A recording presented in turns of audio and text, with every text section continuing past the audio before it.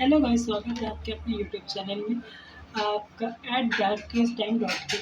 आज हम लोग का यह टॉपिक है कि मानव में लिंग धारण। मानव में जो सद्भावना में संतान है वह नर होगी या मादा होगी, है ना। पहले हम लोग डिफिनेशन समझेंगे, फिर उसके बाद हम लोग डायग्राम्स समझेंगे।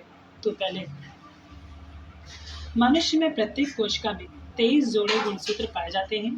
जो मनुष्य है, मानव है, इसमें 23 जोड़े, मतलब एक होगा, उसमें 2 पार्ट होंगे, है ना। इसी प्रकार 23 जोड़े होंगे जिनके गुणसूत्र होंगे 46, है ना। मनुष्य के प्रत्येक कोशिका में 23 जोड़े गुणसूत्र पाए जाते हैं।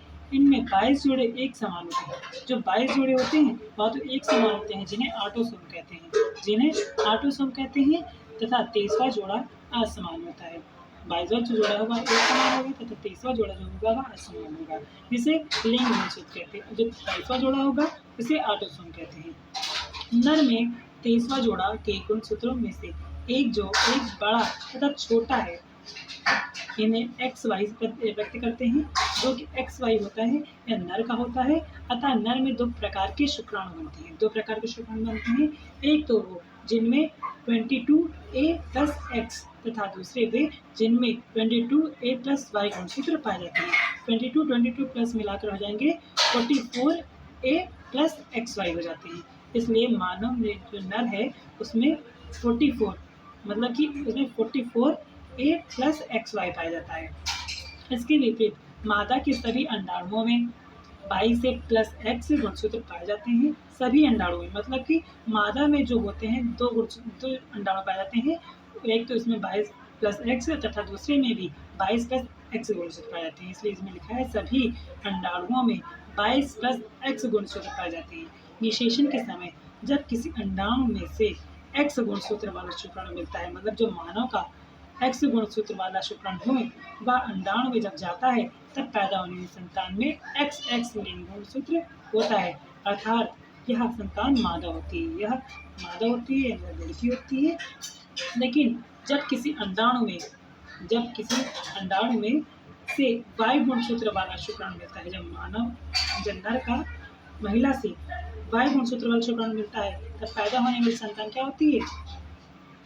XY लिंग गुणसूत्र, अर्थात पैदा संतान क्या होती है? नर होती है। इस प्रकार मनुष्य के निर्धारण में गुणसूत्रों का बहुत अधिक महत्व होता है। अतः हम कह सकते हैं कि ये गुणसूत्र मनुष्य के लिंग का निर्धारण करती है। और इसमें सबसे महत्वपूर्ण टॉपिक आता है कि ये डिफिनेशन से तो हो जाता है, पर हम लोग अब डायग्राम समझेंगे। हमारा डायग्राम है, ये जो है ये चीज़, इसे हम लोग स्पर्म कहते हैं। ये स्पर्म है और मतलब वीर।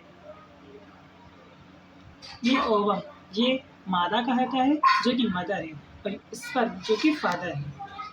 स्पर्म मीन्स वीर, ओवम मीन्स अंडाणु। जब एक वीर मतलब एक स्पर्म, एक फादर स्पर्म अंडाणु से जाकर मिलता है तो X मिलकर आता है, ठीक है। और जब ये दूसरा जो होता है शुक्राणु वह अंडाणु से जाकर मिलता है तो X गुणसूत्र बना लेता है दोबारा, ओके। और फिर जो यहाँ पर जो होता है 44A+Y दूसरा शुक्राणु, यह मिलकर अंडाणु में जाता है तो यह XY बना लेता है। और फिर इसका ये दूसरा जो होता है पार्ट, ये मिलकर XY बना लेता है। ये XX, ये XY, ये 50% हो जाता है तो ये भी 50% हो जाता है। मतलब जो मानव में होने संतान है उसमें दोनों की संभावना है 50%। XX मतलब मेल सॉरी फीमेल, व XY 50% मेल, दोनों की होने की संभावना होती है। आप जब ऐसे नहीं समझोगे, दूसरी तरह से बताते हैं हम लोग आपको कि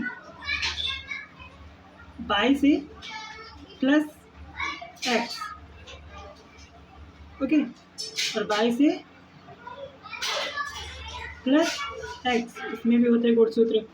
अब दोनों के जो होते हैं, दोनों के मिला के कितने गुणसूत्र हो जाते हैं?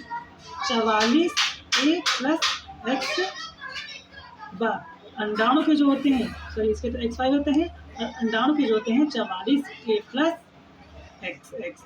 अब इनका एक 22 वाला जो गुणसूत्र है अंडाणु से मिल जाएगा, एक्स एक्स हो जाएगा, ये तो एक्स वाई है, तो ये एक्स एक्स है, एक्स वाई एक्स एक्स, ये जो मिलकर यहाँ पर मिलेगा तो एक्स एक्स हो जाएगा, और ये जहाँ जाएगा ये एक्स एक्स हो जाएगा। और जब ये वाई वाला कौन सा एक्स से मिलेगा तो एक्स वाई हो जाएगा, या वाई एक्स आप लिख सकते हो, इसमें वाई एक्स लिख सकते हो, या सबसे ज़्यादा बेटर तो ये होता है कि एक्स वाई हो जाए। तो समझ गए होंगे। धन्यवाद, आपके यहाँ पर स्वागत है।